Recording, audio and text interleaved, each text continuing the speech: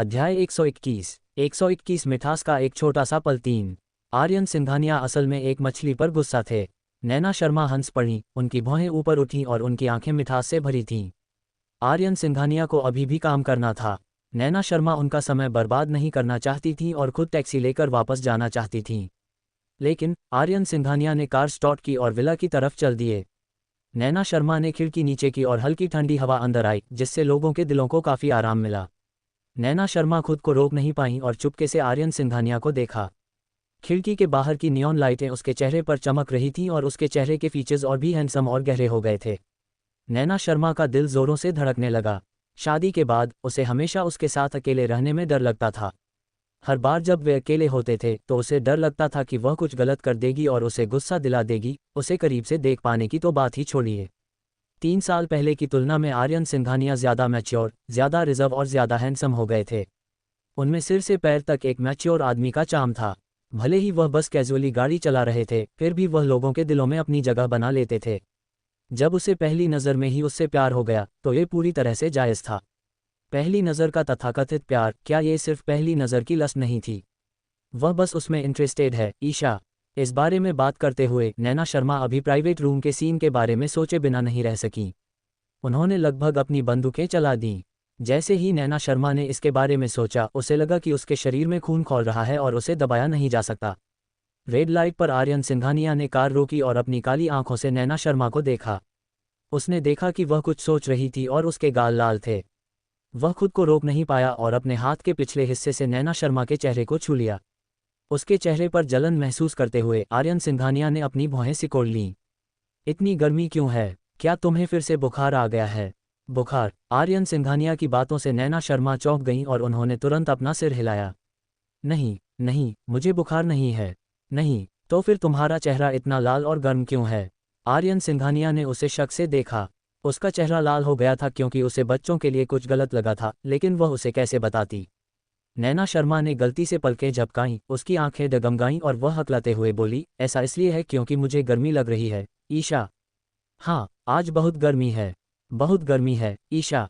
जैसे ही नैना शर्मा बोल रही थी, उन्होंने अपने हाथ ऊपर उठाए और अपने गालों पर पंखा जलती रहीं, जिससे आर्यन सिंघानिया की नज़रें बच गईं, जो लोगों के दिलों में झांकने में काबिल लग रही थीं। आर्यन सिंघानिया ने कुछ देर तक उसे देखा। क्या तुम सच में ठीक हो? मैं ठीक हूँ, नैना शर्मा ने यकीन से सिर हिलाया। आर्यन सिंघानिया को उसकी बातों पर यकीन हो गया और उसने और कुछ नहीं कहा। हरी बत्ती जल गई और कार आगे बढ़ गई। नैना शर्मा ने मन ही मन राहत की सांस ली। जब कार विला पर पहुंची तो नैना शर्मा ने अपनी सीट बेल्ट खोली और कार से बाहर निकलने ही वाली थी कि उनके दिमाग में कुछ आया। वह रुकी और आर्यन सिंघानिया की तरफ देखा। कुछ देर सोचने के बाद, जैसे उन्होंने सब कुछ दांव पर लगा दिया हो, उन्होंने धीरे से कहा, सिंघानिया, आर्यन सिंघानिया, ज़्यादा देर तक काम मत करना। आराम पर ध्यान देना। अगर तुम्हारा काम हो गया है तो शालू को जल्दी घर चले जाना चाहिए। मैं घर पर तुम्हारा इंतज़ार करूंगी। नैना शर्मा ने एक ही सांस में अपनी बात खत्म करने की पूरी कोशिश की। फिर बिना हॉर्न फेंक वह अचानक आर्यन सिंघानिया पर झपटी और उसके गाल पर किस कर लिया। किस करने के बाद उसने जल्दी से कार का दरवाज़ा खोला, कार से बाहर निकली और घर में भाग गई। उनके एक्शन तेज और साफ थे और उन्होंने आर्यन सिंघानिया को रिएक्ट करने का कोई समय नहीं दिया। अध्याय 122। 122 मिठास का एक छोटा सा पल। आर्यन सिंघानिया हैरान रह गया। काफ़ी देर बाद उसने अपना हाथ उठाया और उस गाल को छुआ जिसे नैना शर्मा ने किस किया था। ऐसा लगा कि उस पर अभी भी उसकी गर्माहट थी। उसके होंठों के कोने थोड़े ऊपर उठे। उसका पूरा दिल ऐसा लगा जैसे गर्म पानी में भीगा हो, बहुत ज़्यादा गर्म। उसने अपना सिर उठाया और अनजाने में रियरव्यू मिरर में देखा। मिरर में उसका अभी का लुक दिख रहा था। उसके चेहरे की सारी लाइनें हल्की हो गई थीं और उसके होंठ मुस्कुराहट में मुड़ गए थे। उसकी आंखों के नीचे एक गर्माहट थी। क्या वह सच में मुस्कुरा रहा था? इशिता को इस तरह हंसे हुए कितना समय हो गया था? 3 साल हो गए थे। उस रात से नैना शर्मा ने न केवल उसकी खुशी छीन ली, बल्कि उसकी मुस्कान भी छीन ली। वह ये सब खोजने की पूरी कोशिश कर रहा था, लेकिन कोई फ़ायदा नहीं हुआ। लेकिन अब ईशा के पास ये सब वापस पाने का मौका था। योजक चिन्ह। नैना शर्मा नहाकर बिस्तर पर लेट गईं। उनका मूड अभी भी शांत नहीं था और वह करवटें बदल रही थी। उन्हें नींद नहीं आ रही थी। वह आज बस हालात देख रही थी।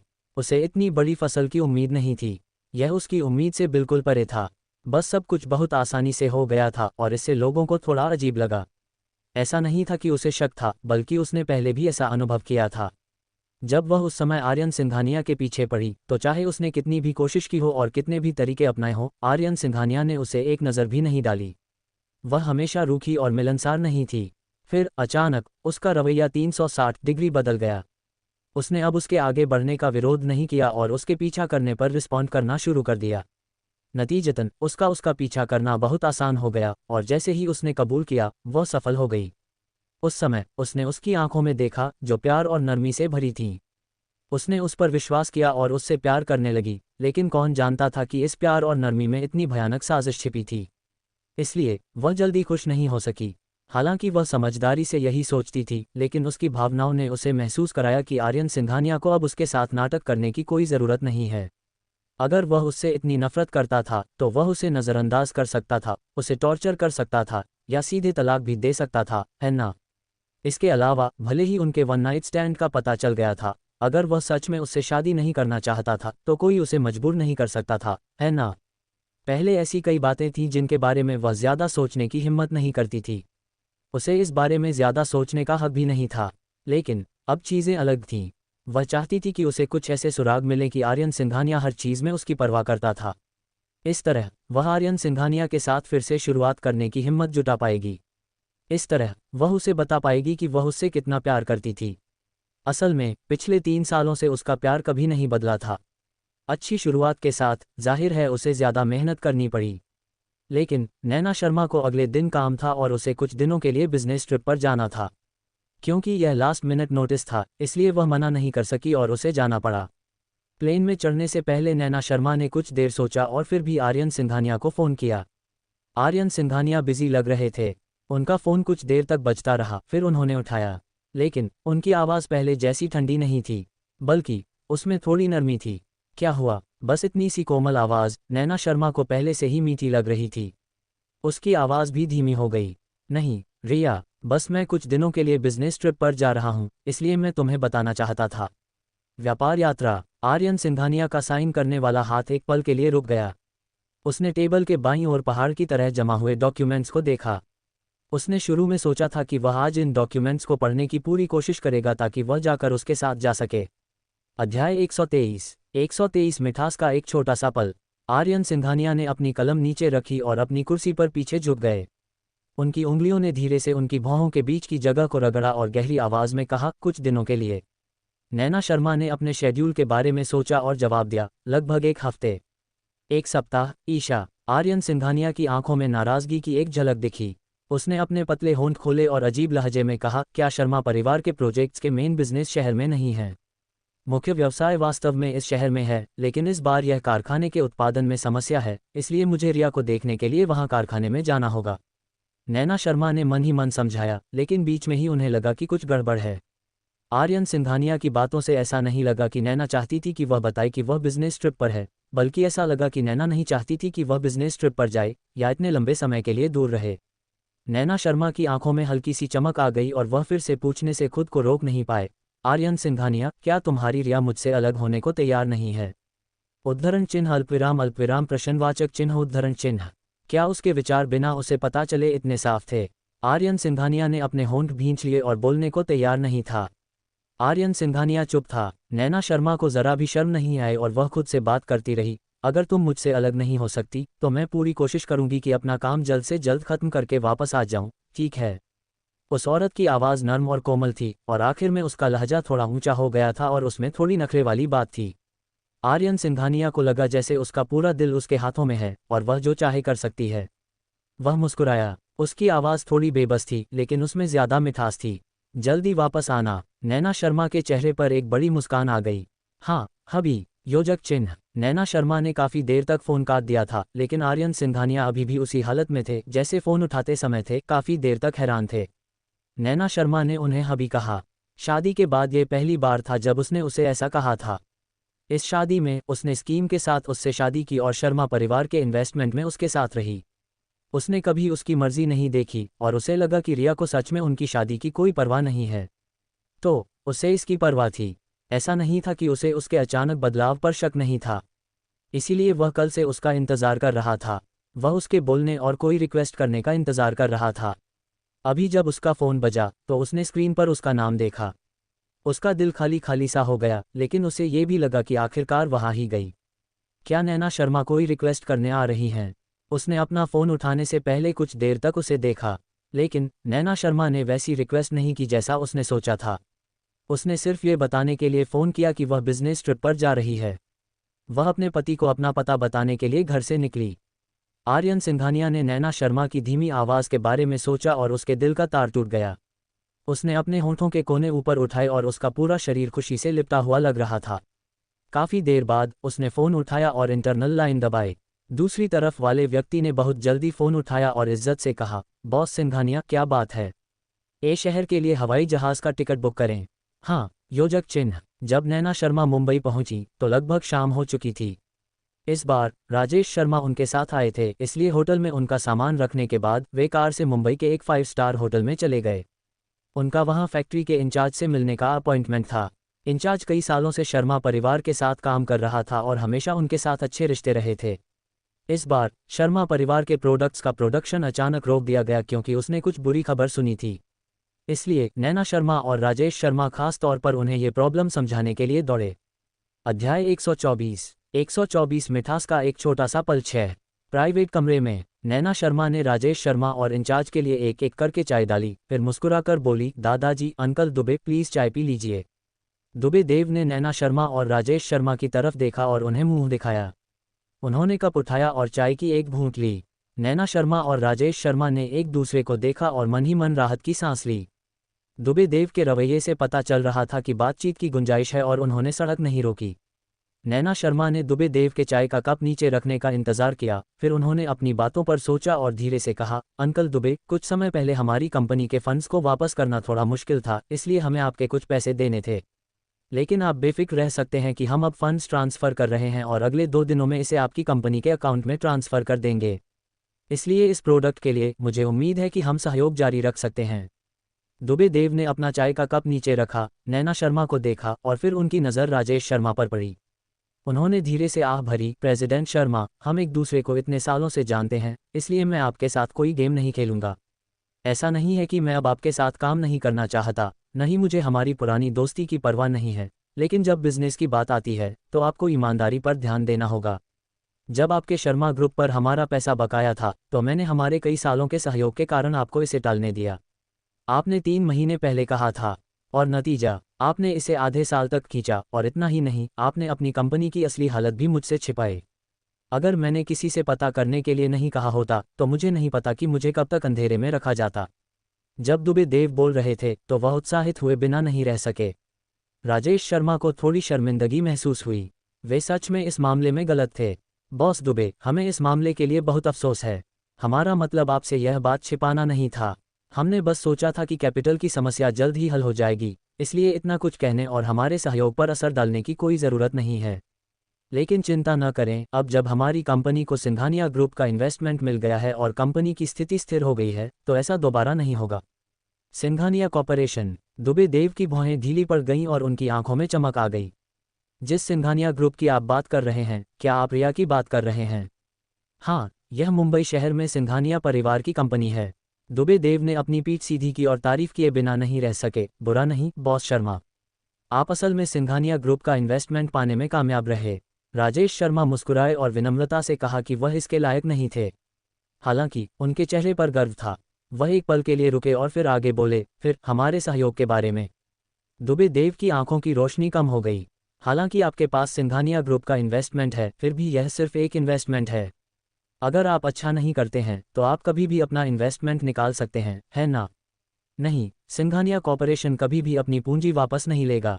राजेश शर्मा ने पक्के इरादे से जवाब दिया। फिर उन्होंने नैना शर्मा की तरफ देखा और एक एक शब्द कहा, क्योंकि मेरी पोती की शादी आर्यन सिंघानिया से हो चुकी है।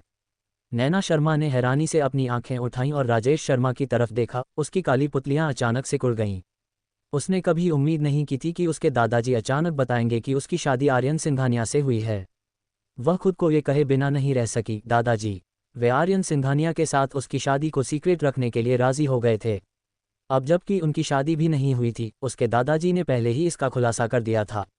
क्या वह अपनी बात से पीछे नहीं हट रहे थे?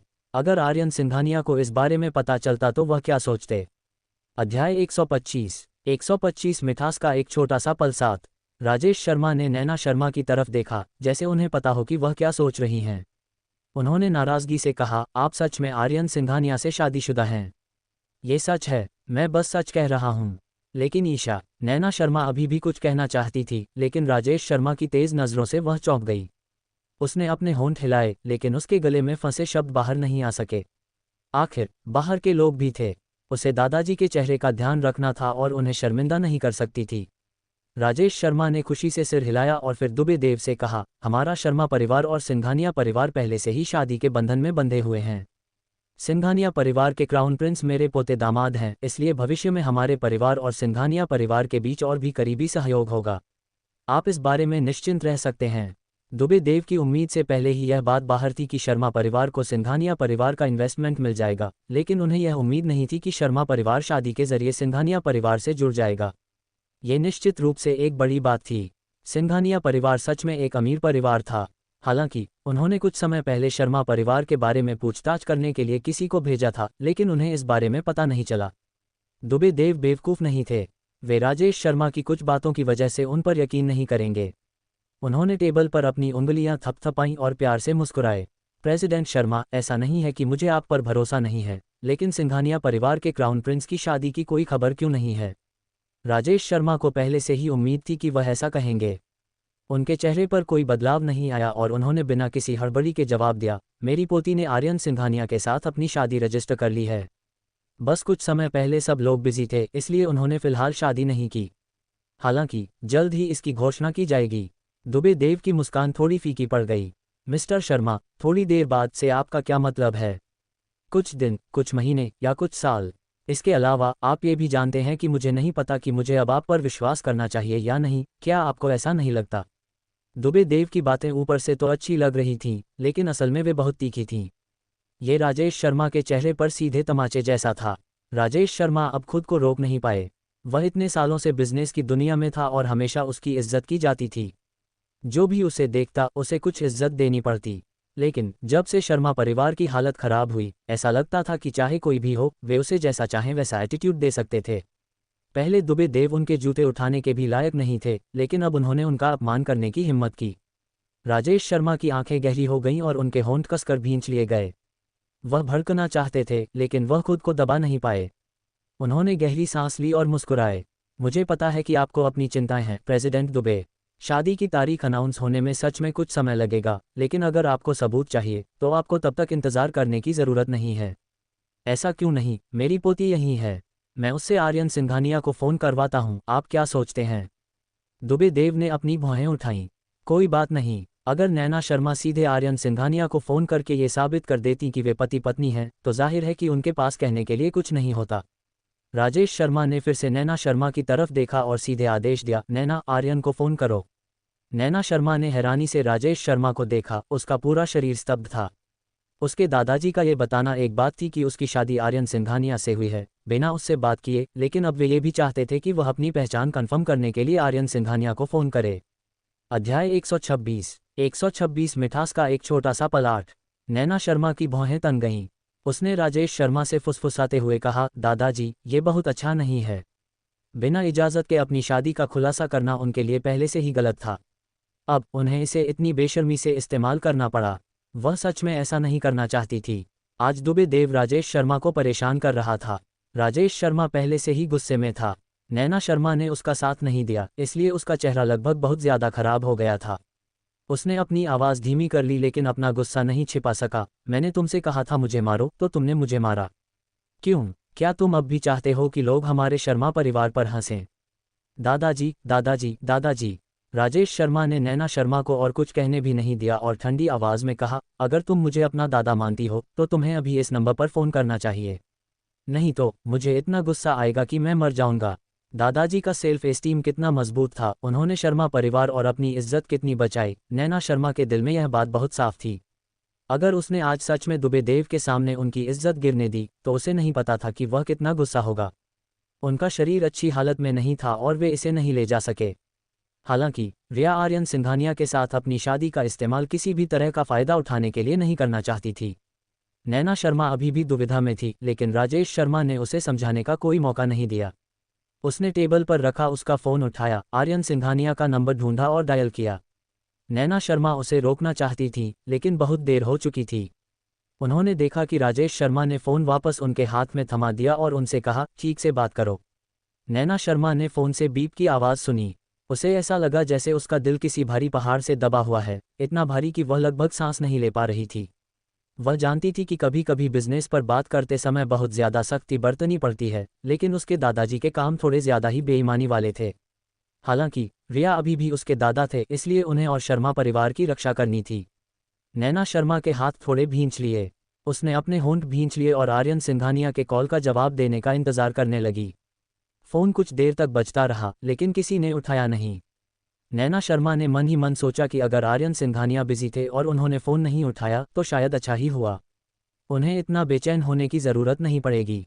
लेकिन जब नैना शर्मा को लगा कि फ़ोन अपने आप कट जाएगा, तभी दूसरी तरफ से फ़ोन उठा। आर्यन सिंघानिया की प्यारी और प्यारी आवाज़ आए, हेलो। नैना शर्मा का दिल ज़ोर से धड़क उठा, लगभग गले तक आ गया। अनजाने में उसकी आवाज़ कांप उठी, सिंघानिया, आर्यन सिंघानिया, मैं हूँ।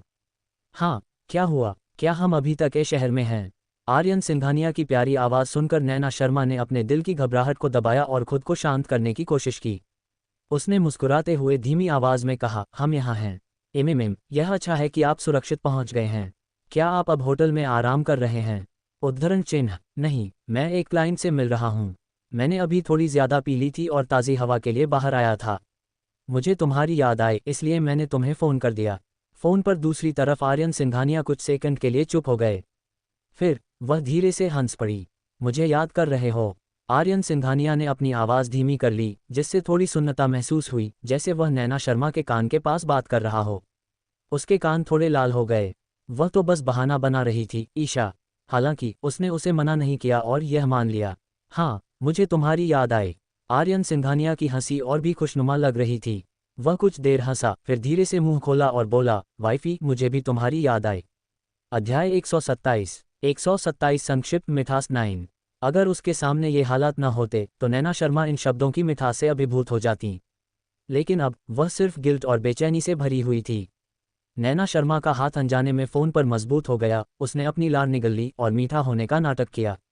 मैं जल्दी वापस जाऊंगी। ठीक है, उसने कहा। मैं अब फ़ोन रखता हूँ। क्लाइंट अभी भी मेरा इंतज़ार कर रहा है। हाँ। फ़ोन रखने के बाद नैना शर्मा ने राहत की सांस ली। भले ही आर्यन सिंघानिया को इस फ़ोन कॉल के बारे में कुछ पता न हो, लेकिन नैना शर्मा का दिल अब भी बहुत तेज़ी से धड़क रहा था और रुक नहीं रहा था। नैना शर्मा आर्यन सिंघानिया के साथ फ़ोन पर बात कर रही थीं। हालांकि स्पीकर ऑन नहीं था। प्राइवेट रूम इतना शांत था कि वह अभी भी आर्यन सिंघानिया की कुछ बातें सुन सकती थीं। उनके मुंह से निकला वाइफ शब्द ही सब कुछ साबित करने के लिए काफ़ी था। दुबे देव मुस्कुराए, मिस्टर शर्मा, मुझे बहुत अफसोस है। मेरी तरफ देखिए, मैं कितना छोटा हूँ। मैं आप पर शक कैसे कर सकता हूँ? यह मेरी गलती है। मुझे सज़ा मिलनी चाहिए। मैं माफ़ी मांगने के लिए 3 गिलास पी लूँगा, दुबे देव ने कहा। उन्होंने अपना गिलास वाइन से भरा और लगातार 3 गिलास पी गए। जब दुबे देव ने अपनी कमज़ोरी दिखाई तो राजेश शर्मा का चेहरा थोड़ा नरम पड़ गया। उन्होंने चाय का कप अपने सामने रखा और कहा, मैं बूढ़ा हो गया हूँ और पी नहीं सकता, इसलिए मैं वाइन की जगह चाय लूँगा। मुझे उम्मीद है कि हमारा साथ लंबे समय तक चलेगा। दुबे देव को पता था कि राजेश शर्मा ने उन्हें शर्मिंदा किया है। हालांकि वह थोड़ा दुखी थे, फिर भी मुस्कुराए। बेशक, मैं बस पी लूँगा। प्रेसिडेंट शर्मा, प्लीज़ चाय पी लीजिए। मैं आगे भी आप पर भरोसा करूँगा। सिंघानिया परिवार को इतना बड़ा चेहरा बनाने के लिए किसने कहा? किसने उनसे कहा कि उनकी कोई बेटी न हो जो सिंघानिया परिवार के क्राउन प्रिंस से शादी कर सके, इसलिए वे सिर्फ हार मान सकते हैं। दुबे देव की चापलूसी ने राजेश शर्मा का दिल जीत लिया। क्योंकि अब उनका चेहरा ठीक हो गया था, इसलिए वे दुबे देव को ज़्यादा शर्मिंदा नहीं करना चाहते थे। इसलिए उन्होंने एक ग्लास वाइन डाली और दुबे देव के साथ गिलास टकराए। मैं आज बहुत खुश हूँ। मुझे अभी भी आपके साथ एक ड्रिंक लेनी चाहिए, प्रेसिडेंट दुबे।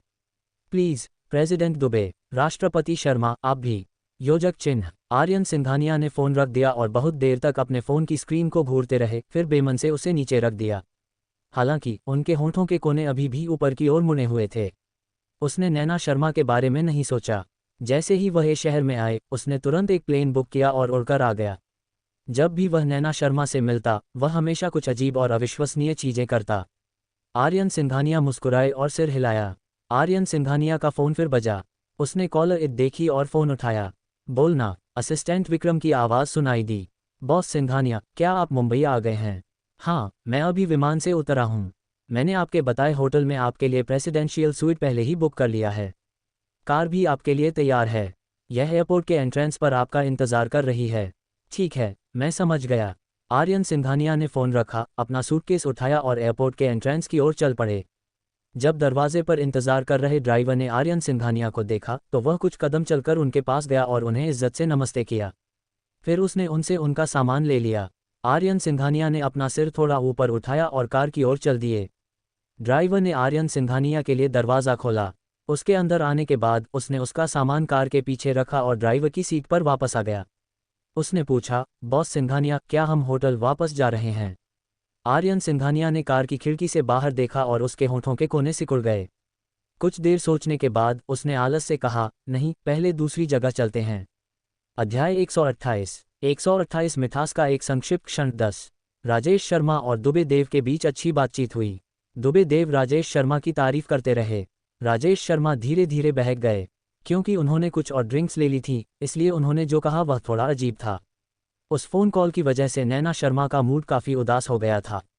उसने कुछ ग्लास वाइन भी पी ली थी और उसके सिर में थोड़ा दर्द हो रहा था। जब उसने दादाजी को ये बकवास कहते सुना तो नैना शर्मा का दिल और ज़्यादा बेचैन हो गया। वह अपने दादाजी पर गुस्सा नहीं कर सकती थी, न ही उन्हें रोक सकती थी। वह बस इतना ही कह सकती थी कि जो नज़र से दूर, जो दिल से दूर। वह धीरे से खड़ी हुई और राजेश शर्मा और दुबे देव से बोली, दादाजी, चाचा दुबे, मैं वॉशरूम जा रही हूँ। ये कहने के बाद वह थोड़ा झुकी और कमरे से बाहर जाने लगी। नैना शर्मा बाथरूम में गईं, नल खोला, दोनों हाथों से ठंडा पानी लिया और सीधे अपने चेहरे पर छींटे मारे। उन्हें ठंडक महसूस हुई और नशा थोड़ा कम हुआ, लेकिन उनके दिल की गहराई में दबा डिप्रेशन कम नहीं हुआ। आर्यन सिंघानिया के शब्द अनायास ही उसके कानों में गूंजने लगे। वे बहुत कोमल थे और उनमें पहले की तरह ही प्यार की भावना थी। ऐसा लग रहा था कि वह धीरे धीरे अपने दिल की बात उसे बताने लगा था, लेकिन वह उसे चिढ़ाने के लिए इस्तेमाल करती थी। नैना शर्मा ने अपनी आंखें बंद कर लीं। उनकी खूबसूरत भौहें कसकर सिकुड़ी हुई थीं, लगभग एक छोटी सी भौं ऊपर उठी हुई थी। नैना शर्मा ने सिंक पर हाथ रखा और शीशे में खुद को देखा। वह थोड़ी झिझकी और हिचकिचाई, फिर अनजाने में उसका हाथ उसका हैंडबैग पर गया, उसे खोला और अपना मोबाइल फ़ोन निकाल लिया। उसकी उंगलियां उसके फ़ोन को सहला रही थीं और वह सोच रही थी, क्यों न मैं अभी आर्यन सिंघानिया को फ़ोन करके सब कुछ कबूल कर लूँ। शायद वह नाराज़ नहीं होगा अगर वह उसे बताए कि आज रात क्या हुआ और उससे माफ़ी मांगे। आखिर जो लोग कबूल करते हैं उनके साथ नरमी और जो विरोध करते हैं उनके साथ सख्ती है ना। नैना शर्मा ने अपने होंठ भींचे और उंगली से होम बटन दबाया। उसने फ़ोन अनलॉक किया और हाल की कॉल पर क्लिक किया। उसे आर्यन सिंघानिया का नंबर मिला और वह उस पर क्लिक करने ही वाली थी। हालांकि आखिरी पल में वह हिचकिचाई। वह अच्छी तरह जानती थी कि आर्यन सिंघानिया को यह कितना बुरा लगता था जब दूसरे उसके खिलाफ साजिश करते थे और उसका इस्तेमाल करते थे। अब जब उनके रिश्ते में थोड़ा सुधार हुआ था तो उसने उसे ये सब बताया। वह लगभग सोच सकती थी कि उसका रिएक्शन क्या होगा। शायद वह गुस्सा नहीं होगा, लेकिन उसके गुस्सा होने की संभावना 99% थी। नहीं, वह ये कॉल नहीं कर सकती थी। वह नहीं चाहती थी कि मुश्किल से मिला रिश्ता बर्बाद हो जाए। नैना शर्मा ने अपना फ़ोन ज़ोर से पकड़ा लेकिन फिर भी उसे वापस अपने बैग में रख लिया। खैर, आर्यन सिंघानिया को आज रात जो हुआ उसके बारे में पता नहीं चलेगा। वह इसे बस आखिरी बार मानेगी। वह भविष्य में कभी भी उसका इस्तेमाल नहीं करेगी, कभी नहीं। योजक चिन्ह। जब कार रेस्टोरेंट के गेट पर पहुंची तो आर्यन सिंघानिया ने कार का दरवाज़ा धक्का देकर खोला और बाहर निकल गए। उसने अपनी काली आंखें थोड़ी ऊपर उठाईं, उसकी आंखों के नीचे की रोशनी चमक उठी और मुस्कान से भर गई। वह सोचे बिना नहीं रह सका कि बाद में जब नैना शर्मा उसे देखेगी तो उसका क्या रिएक्शन होगा। क्या वह खुश होगा? आर्यन सिंघानिया ने हंसते हुए ड्राइवर से कहा, तुम्हें मेरे पीछे आने की ज़रूरत नहीं है, बस यहीं इंतज़ार करो। ठीक है, बॉस सिंघानिया। आर्यन सिंघानिया ने अपने पैर उठाए और धीरे धीरे अंदर चले गए। वह फ्रंट डेस्क पर गया और नैना शर्मा से उसके बुक किए गए प्राइवेट रूम के बारे में पूछा। फिर वेटर के कहने पर वह प्राइवेट रूम की तरफ चला गया। प्राइवेट रूम का दरवाज़ा कसकर बंद नहीं था और हल्के से खटखटाया गया। वेटर आर्यन सिंघानिया के लिए दरवाज़ा खटखटाने ही वाला था, लेकिन उसने उसे रोकने के लिए हाथ उठाया और खुद ही खटखटाने का इशारा किया। वेटर के जाने के बाद आर्यन सिंघानिया ने हाथ उठाकर दरवाज़ा खोला। वह नैना शर्मा को सरप्राइज़ देना चाहता था, लेकिन उसने दरवाज़ा थोड़ा सा ही खोला था कि उसे अंदर से राजेश शर्मा की आवाज़ सुनाई दी। अध्याय 129 संक्षिप्त मिठास 11। बेशक मेरी पोती हर चीज़ में अच्छी है। वह सुंदर है, काबिल है, समझदार है और सबसे ज़रूरी बात, वह खासकर बात मानने वाली है। ऐसा लग रहा था कि राजेश शर्मा ने बहुत ज्यादा शराब पी ली थी और बोलते समय उनकी जबान थोड़ी ढीली थी। दुबे देव का चेहरा भी पीने से लाल था, लेकिन वह राजेश शर्मा की चापलूसी करना नहीं भूले। यह मिस शर्मा बहुत अच्छी लगती हैं। आप कुछ भी कहें, वह मान जाएंगी। उन्हें डर है कि आप गुस्सा हो जाएंगे। जब आपने उनसे कहा था तो क्या उन्होंने बिना कुछ कहे कॉल नहीं किया था? बेशक, मेरी पोती को मेरी बात माननी होगी। मैं जो भी कहूँ उसे वही करना होगा। देखो, मैंने उसे आर्यन सिंघानिया से शादी करने के लिए कहा तो उसने आर्यन सिंघानिया से शादी कर ली। मैंने उसे आर्यन सिंघानिया को खुश करने के लिए कहा तो उसने वही किया। अब आर्यन सिंघानिया पूरी तरह से मेरी बात मानता है। कुछ समय बाद मैं उससे भी आर्यन सिंघानिया को खुश करने और जल्द से जल्द शादी करने के लिए कहूँगा। तब तक सिंघानिया ग्रुप हमारे शर्मा परिवार का सबसे बड़ा पिलर होगा। शर्मा परिवार निश्चित रूप से फिर से उठेगा। देखते हैं कि तुम में से कौन अब भी हमें नीचा दिखाने की हिम्मत करता है। हाँ, हाँ, हाँ। प्रेसिडेंट शर्मा, आपको पता नहीं है कि मैं आपसे कितना जलता हूँ। अगर मेरी भी ऐसी ही पोती होती तो मैं नींद में भी मुस्कुराता।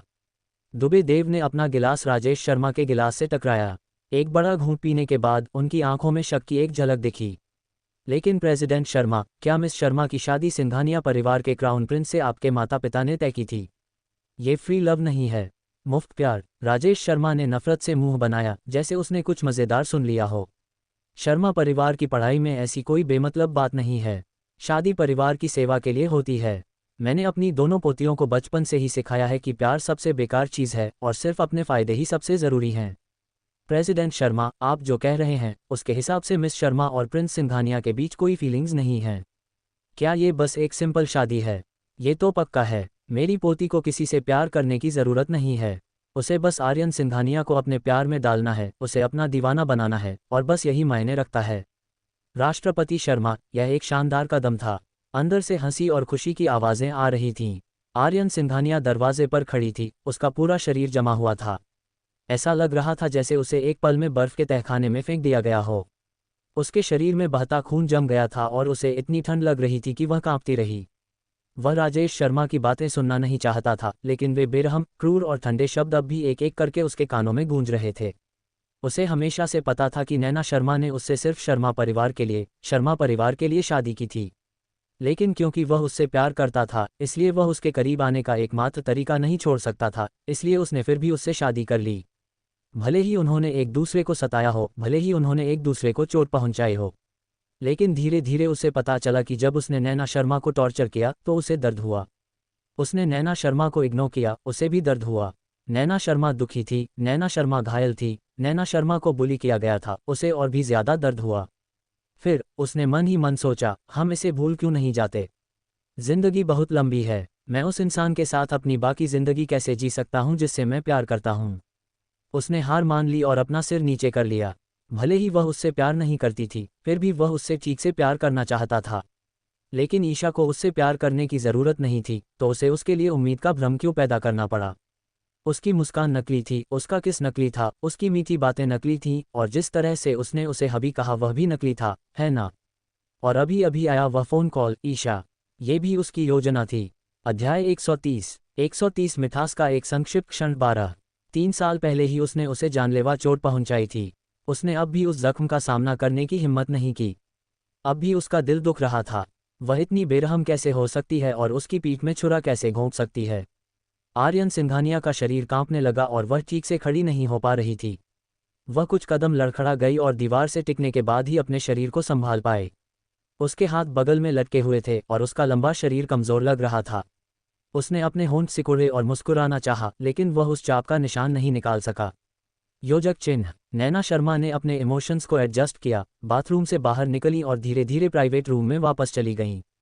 दूर से उसे होटल के एंट्रेंस की तरफ जाते हुए पीछे का एक जाना पहचाना नज़ारा दिखा।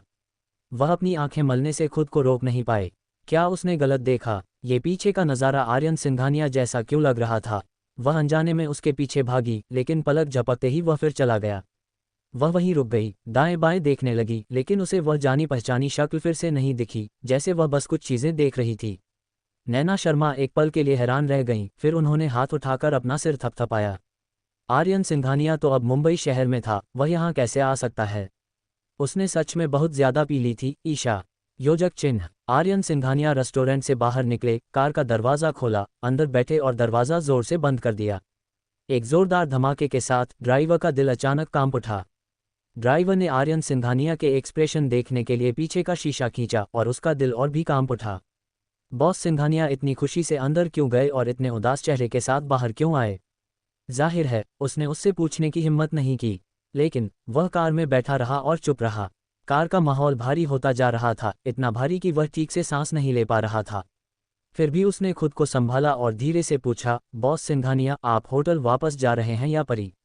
इससे पहले कि ड्राइवर अपनी बात पूरी कर पाता, उसने अपने पीछे से आर्यन सिंघानिया की ठंडी आवाज़ सुनी। एयरपोर्ट जाओ। ड्राइवर ने लगभग सोचा कि उसने गलत सुना है और उसने आह कहा।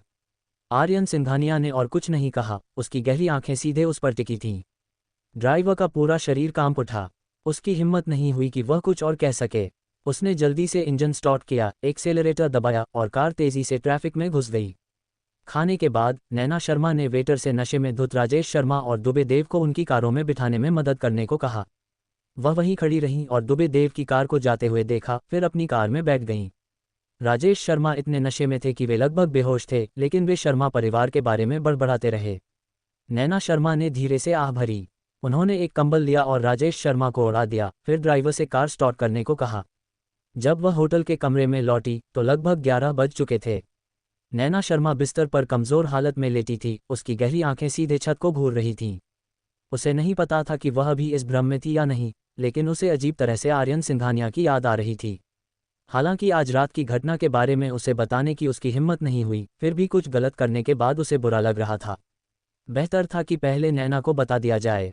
नैना शर्मा ने अपना शरीर आधा ऊपर उठाया, बैग से अपना मोबाइल फ़ोन निकाला, टेक्स्ट मैसेज पर क्लिक किया, उसके बारे में सोचा और एक टेक्स्ट मैसेज लिखा। अगर मैंने अनजाने में कुछ गलत किया हो और मैं आपसे माफ़ी मांग लूँ, तो क्या आप मुझे माफ़ कर देंगे? नैना शर्मा ने बार बार इन शब्दों को देखा। जब उन्हें पक्का हो गया कि कोई गलती नहीं है, तो उन्होंने सेंड पर क्लिक कर दिया। योजक चिन्ह। एक दिन की आवाज़ के साथ आर्यन सिंघानिया ने देखा कि फ़ोन की स्क्रीन जल उठी। नैना शर्मा ने एक टेक्स्ट मैसेज भेजा था। अध्याय 131 मैं तुम्हारे साथ एक अच्छा जीवन जीना चाहता हूँ। एक आर्यन सिंघानिया ने सिर्फ नैना शर्मा का नाम देखा और उसके शरीर में गुस्सा तुरंत बढ़ गया। उसने मैसेज की तरफ देखा भी नहीं और सीधे खिड़की दबाकर फ़ोन बाहर फेंक दिया। एक धमाके के साथ वह टुकड़े टुकड़े हो गया। योजक चिन्ह। नैना शर्मा आर्यन सिंघानिया के जवाब का इंतज़ार करती रहीं। वह इंतज़ार करती रहीं और ऐसे ही सो गईं, जब तक खिड़की के बाहर आसमान साफ नहीं हो गया। तेज़ धूप सीधे फर्श से छत तक की खिड़की से आ रही थी। नैना शर्मा की सुंदर भौहें थोड़ी सिकुड़ गईं और उन्होंने धीरे से अपनी आंखें खोलीं। नैना शर्मा की आंखों में अभी भी थोड़ी उलझन थी। कुछ देर के लिए उनका सिर चकरा गया और धीरे धीरे उनकी आंखें साफ हो गईं। रिया कल रात क्यों सो गई? रुको। Text message. नैना शर्मा ने जल्दी से हाथ बढ़ाया और अपने शरीर को टटोला। जब उन्हें अपना फ़ोन मिला तो उन्होंने उसे उठाया और फिर फ़ोन की स्क्रीन जलाई। लेकिन स्क्रीन खाली थी, वहाँ कुछ भी नहीं था। आर्यन सिंघानिया ने उनके मैसेज का जवाब नहीं दिया। नैना शर्मा की आंखों में उलझन थी। क्या कल रात बहुत देर हो गई थी, इसलिए आर्यन सिंघानिया ने टेक्स्ट मैसेज नहीं देखा? या उसने मैसेज देखा और दुखी हो गया? ये सोचकर नैना शर्मा कांप उठीं। उन्हें कल के टेक्स्ट मैसेज के लिए जल्दी से अपना चेहरा ढकना पड़ा। नैना शर्मा ने टाइम देखा। सुबह के 9 बज चुके थे। आर्यन सिंघानिया अब तक जाग गया होगा। वह पलटी और बिस्तर से टेक लगाकर बैठ गई। उसने हल्की सांस ली और फिर आर्यन सिंघानिया को बुलाया। आपने जो नंबर डायल किया है वह अभी उपलब्ध नहीं है, कृपया बाद में शालू को फिर से कॉल करें। उसका फ़ोन बंद था। नैना शर्मा ने हैरानी से अपनी भौहें उठाईं। क्या ऐसा हो सकता है कि आर्यन सिंघानिया अभी तक नहीं जागा हो? ऐसा नहीं होना चाहिए। ईशा। नैना शर्मा फिर से कॉल करना चाहती थीं, लेकिन कमरे में फ़ोन बज उठा। उन्होंने जल्दी से अपना फ़ोन नीचे रखा और फ़ोन उठाया।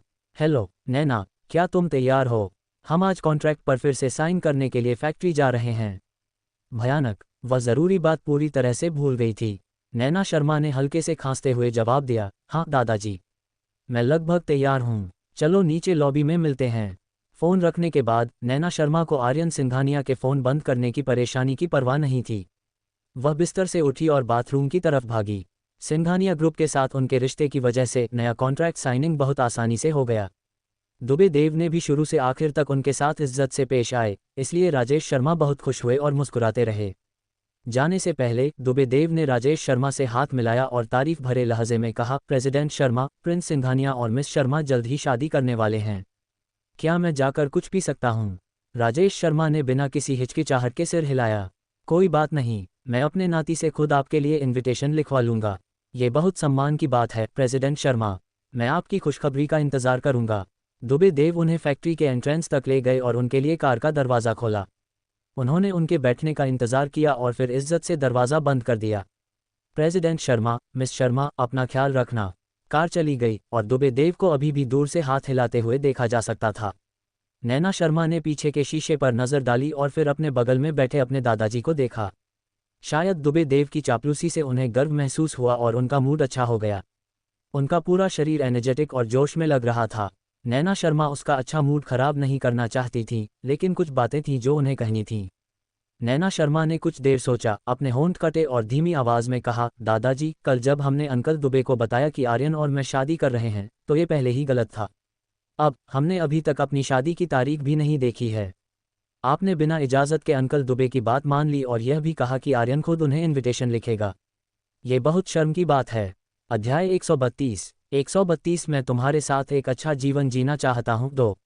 नैना शर्मा की बातों के साथ राजेश शर्मा का खुश चेहरा धीरे धीरे गायब हो गया। उसने अपनी भौहें सिकोड़ लीं, उसका चेहरा उतर गया और उसने ठंडे स्वर में डांटा, मुझे काम करना सिखाने की तुम्हारी बारी कब थी?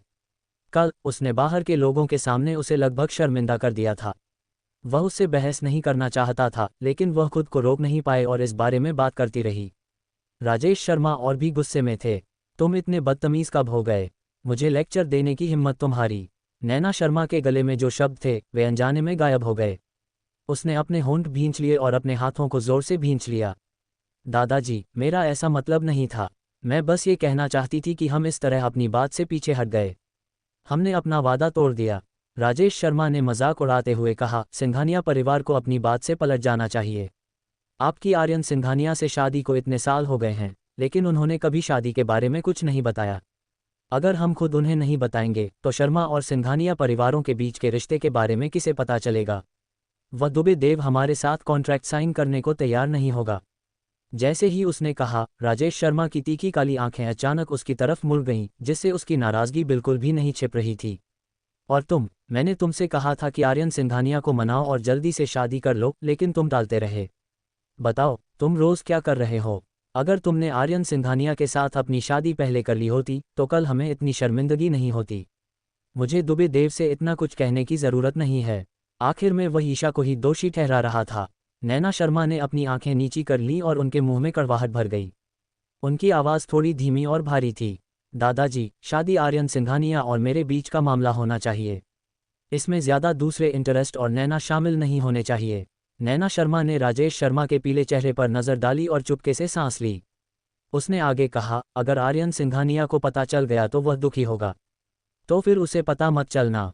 राजेश शर्मा ने साफ साफ जवाब दिया, उसके सामने तुम्हें सिर्फ अच्छी बातें, नर्म बातें और वो बातें कहनी हैं जो उसे सुनना पसंद हो। मर्द सब एक जैसे होते हैं। तुम्हें बस उसके साथ चलना है और उसे खुश रखना है। तुम जो चाहो कर सकती हो। मैं तुम्हें बता रहा हूँ क्योंकि मैंने सबको बता दिया है कि तुम और आर्यन सिंघानिया जल्द ही शादी करने वाले हो, तो तुम्हें जल्दी करनी चाहिए। मुझे फिर से शर्मिंदा मत करो और दूसरों को हमारे शर्मा परिवार को मजाक मत समझने दो। दादाजी, नैना शर्मा अपनी आवाज़ ऊंची किए बिना नहीं रह सकीं, लेकिन राजेश शर्मा अपनी कुर्सी पर पीछे झुक गए और अपनी आंखें बंद कर लीं और इस बारे में बात करने को तैयार नहीं दिखे। नैना शर्मा को बस सिर में तेज दर्द हुआ। अगर यह पहले होता तो शायद वह अपने दादाजी से जोर देकर बहस कर पाती, लेकिन अब उनके दादाजी के शरीर में दिक्कत थी और वह पूरी तरह से बेबस थी। वह न तो आगे बढ़ सकता था और न ही पीछे हट सकता था, जैसे डोरियों से बंधी कठपुतली। राजेश शर्मा आराम करने के लिए होटल के कमरे में वापस चले गए।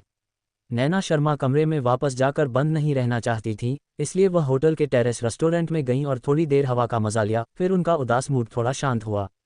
उसने अपना फ़ोन निकाला और आर्यन सिंघानिया के नंबर पर कॉल किया। इस समय वह सच में उससे बात करना और उसकी आवाज़ सुनना चाहती थी, लेकिन फ़ोन के दूसरी तरफ से कोल्ड नोटिफिकेशन टोन अभी भी आ रही थी। तुमने जो नंबर डायल किया है वह बंद हो गया है, रिया। नैना शर्मा हैरान रह गईं।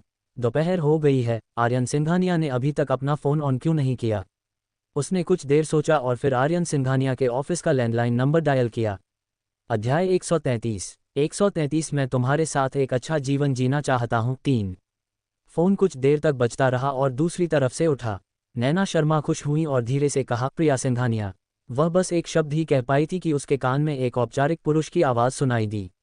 नमस्ते, मैं सिंघानिया कॉर्पोरेशन के सीईओ का सेक्रेटरी ऑफिस बोल रहा हूँ। क्या मैं जान सकता हूँ कि आप कौन हैं? नैना शर्मा बता सकती थी कि यह आवाज़ आर्यन सिंघानिया के असिस्टेंट की थी जो हमेशा उनके साथ रहता था। लेकिन उसने आर्यन सिंघानिया के ऑफिस में लैंडलाइन पर कॉल किया था। असिस्टेंट विक्रम ने कॉल क्यों उठाया? नमस्ते, असिस्टेंट विक्रम, मैं नैना शर्मा हूँ। असिस्टेंट विक्रम एक पल के लिए चुप रहा, फिर उसका रवैया 180 डिग्री बदल गया। ये युवा मैडम हैं। Hello hello. नैना शर्मा के होंठ थोड़े मुड़े और उसने कहा, क्या ये फ़ोन ऑफिस से नहीं है? आपने ही क्यों उठाया? ये कॉल असल में ऑफिस के लैंडलाइन से थी। लेकिन जब बिग बॉस कुछ कॉल्स का जवाब नहीं देना चाहते थे तो वह कॉल उन्हें डायरेक्ट करके ब्लॉक करने के लिए कहते थे।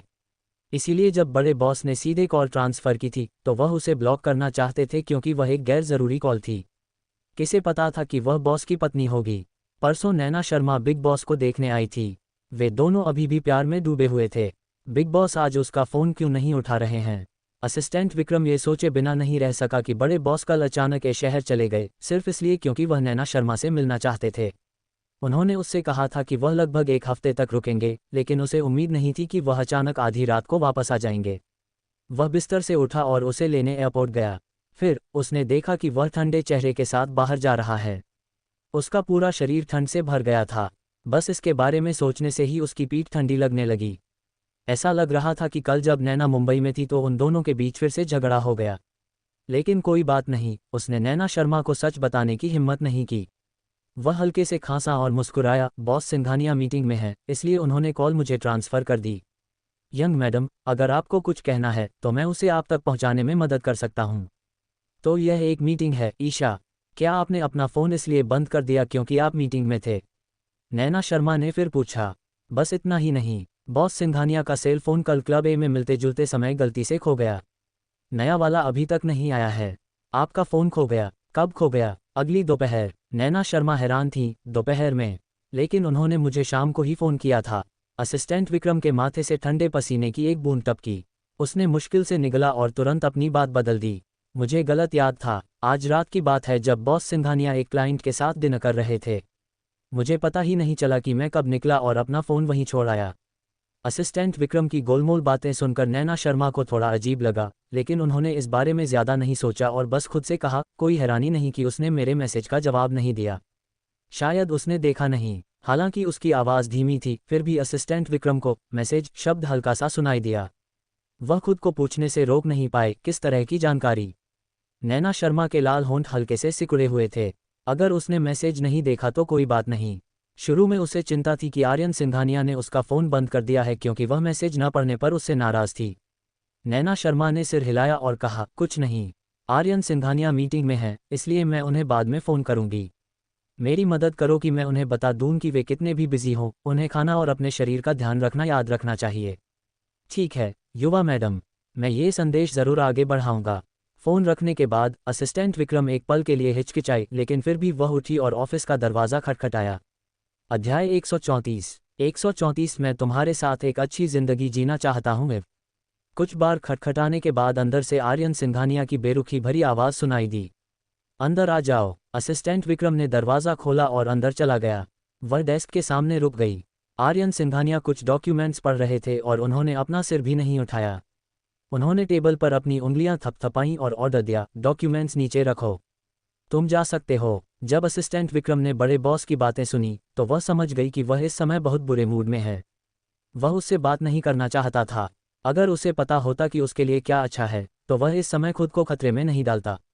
एक पल के लिए तो वह पीछे हटना चाहता था, लेकिन जब उसने बिग बॉस की खुशी के बारे में सोचा तो वह रुक गया। असिस्टेंट विक्रम ने उसकी बातों पर ध्यान से सोचा। उसने बड़े बॉस के चेहरे पर नज़र डाली और हिचकिचाते हुए कहा, बॉस सिंघानिया, नैना अभी यंग मैडम से फ़ोन पर बात कर रही थी। ऐसा लगा जैसे आर्यन सिंघानिया ने उसे सुना ही नहीं। उसके चेहरे के भाव नहीं बदले और उसकी आंखें भी नहीं हिलीं। असिस्टेंट विक्रम ने दांत पीसते हुए कहा, युवा मैडम चाहती हैं कि मैं आप पर मुकदमा करूं। वह चाहती हैं कि आप न केवल काम पर ध्यान दें, बल्कि रेगुलर खाएं और अपनी सेहत पर भी ध्यान दें। सहायक विक्रम। आर्यन सिंघानिया ने डॉक्यूमेंट को जोर से बंद किया और उसे बेरुखी से देखा। लगता है आज तुम बहुत फ्री हो। असिस्टेंट विक्रम की पीठ अकड़ गई और उसने जल्दी से अपना सिर हिलाया। नहीं नहीं नहीं, मैं बिजी हूँ। मैं सच में बिजी हूँ। जब आप व्यस्त हैं तो इतनी बकवास क्यों कर रहे हैं? हालांकि उसकी आवाज़ धीमी थी, लेकिन उसमें एक अनदेखा दबाव था जो उस पर दबा हुआ था। असिस्टेंट विक्रम डर गया। उसने मन ही मन सोचा, यंग मैडम, मैं आपकी मदद सिर्फ यहीं तक कर सकता हूँ। उसने नज़रें नीची करके आदर से कहा, बॉस सिंघानिया, मैं तब काम पर जा रहा हूँ। ये कहकर वह मुड़ा और दरवाजे की तरफ चला गया। कुछ कदम चलने के बाद अचानक आर्यन सिंघानिया की आवाज़ फिर से गूंजी, रुको। असिस्टेंट विक्रम की आंखें चमक उठीं। उसे लगा कि कोई टर्निंग पॉइंट आ गया है और वह तुरंत रुक गई।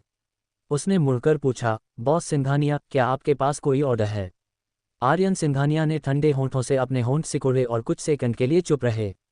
उनके पतले होंठ थोड़े खुले और उन्होंने एक एक शब्द कहा, आगे से नैना शर्मा के कॉल मत उठाना। साथ ही फ्रंट डेस्क को बता देना कि बिना अपॉइंटमेंट के किसी को भी किसी से मिलने की इजाज़त नहीं है। जो कोई भी। बॉस, आप उसका नाम क्यों नहीं बता देते और युवा मैडम से मिलने से मना क्यों नहीं कर देते? असिस्टेंट विक्रम आह भरने से खुद को रोक नहीं सका, लेकिन उसने फिर भी सिर हिला दिया। समझ गया, मैं ऑर्डर नीचे भेज दूंगा। योजक चिन्ह। अगले हफ्ते नैना शर्मा हर दिन आर्यन सिंघानिया को फ़ोन करने के लिए समय निकालती थीं। हालांकि उन्हें नहीं पता था कि क्यों, लेकिन हर बार जब वह फ़ोन करती थी तो आर्यन सिंघानिया या तो बिजी होते थे, बाहर होते थे या किसी मीटिंग में होते थे। ये हमेशा बुरा होता था। नैना शर्मा ने असिस्टेंट विक्रम से आर्यन सिंघानिया का नया फ़ोन नंबर मांगा। असिस्टेंट विक्रम बहुत देर तक हकलाता रहा और सिर्फ एक लाइन बोला, बॉस सिंघानिया इन दिनों बहुत बिजी थे और उनके पास नया फ़ोन नंबर लेने का टाइम नहीं था। नैना शर्मा ने फिर से विला में फ़ोन किया और कमला आंटी ने बताया कि आर्यन सिंघानिया वापस नहीं आया है। नैना शर्मा जानती थी कि आर्यन सिंघानिया इस समय बिजी थे। जब वह पहले उन्हें ढूंढने गई थी तो उन्होंने उनके साथ खाना खाने का भी समय निकाला था। लेकिन रिया कितनी भी बिजी क्यों ना हो, क्या वह इतने बिजी होंगे कि उनके पास उन्हें लेने का भी समय नहीं होगा? और ईशा ने उसे फ़ोन नहीं किया था। नैना शर्मा कोई अजीब अंदाज़ा नहीं लगाना चाहती थी, लेकिन फिर भी वह अपने दिल में चल रहे बुरे डर को दबा नहीं पा रही थी। उन्हें हमेशा लगता था कि कुछ बुरा हुआ है। नैना शर्मा ने बेचैनी दूर करने के लिए ज़ोर से सिर हिलाया। वह ज़रूर बहुत ज़्यादा सेंसिटिव है। जब वह कल मुंबई शहर लौटेगी और आर्यन सिंघानिया से मिलेगी तो सब कुछ पक्का ठीक हो जाएगा। अध्याय 135 मैं तुम्हारे साथ एक अच्छी ज़िंदगी जीना चाहता हूँ। नैना शर्मा की फ़्लाइट सुबह 9 बजे थी और वह दोपहर में मुंबई शहर पहुंची। नैना शर्मा ने अपना सामान आगे बढ़ाया और राजेश शर्मा के साथ एयरपोर्ट से बाहर चली गईं। सेक्रेटरी शर्मा पहले से ही दरवाजे पर इंतज़ार कर रहे थे। जब उन्होंने उन्हें देखा तो वे आगे आए। चेयरमैन, मैनेजर शर्मा, आपकी यात्रा बहुत मुश्किल रही है। सेक्रेटरी शर्मा ने सामान लिया और उसे रख दिया, फिर पीछे का दरवाज़ा खोला। राजेश शर्मा ने सिर घुमाकर नैना शर्मा की तरफ देखा और कहा, कार में बैठो, मैं तुम्हें वापस भेज दूंगा। नैना शर्मा ने अपनी आंखें नीची की और कुछ देर सोचने के बाद सिर हिलाया। कोई ज़रूरत नहीं दादाजी, मैं अभी घर नहीं जाऊंगी। मैं पहले आर्यन की कंपनी जाना चाहती हूँ। राजेश शर्मा की भौहें तुरंत मुस्कुराहट से चमक उठीं। उसने ऐसे सिर हिलाया जैसे वह कोई बच्चा हो जिसे सिखाया जा सकता है। नैना, दादाजी हमेशा कहते थे कि तुम हमेशा अपनी बहन से बेहतर रही हो। तुम समझदार हो। नैना शर्मा ने अपने होठों के कोने खींच लिए और कुछ नहीं बोली। राजेश शर्मा को कोई फर्क नहीं पड़ा। उसने हाथ बढ़ाकर नैना शर्मा का कंधा थपथपाते हुए कहा, जाओ। हम एक हफ्ते से मिले नहीं हैं। अपने पति के साथ कुछ समय बिताओ। नैना शर्मा इस मुद्दे पर बात नहीं करना चाहती थीं और उन्होंने धीरे से कहा, दादाजी अपना ध्यान रखना। फिर उन्होंने सेक्रेटरी शर्मा से कहा, ध्यान से गाड़ी चलाना। सेक्रेटरी शर्मा ने जवाब दिया, चिंता मत करो मिस। राजेश शर्मा के कार में बैठने के बाद नैना शर्मा ने उन्हें हाथ हिलाया और कार को जाते हुए देखा।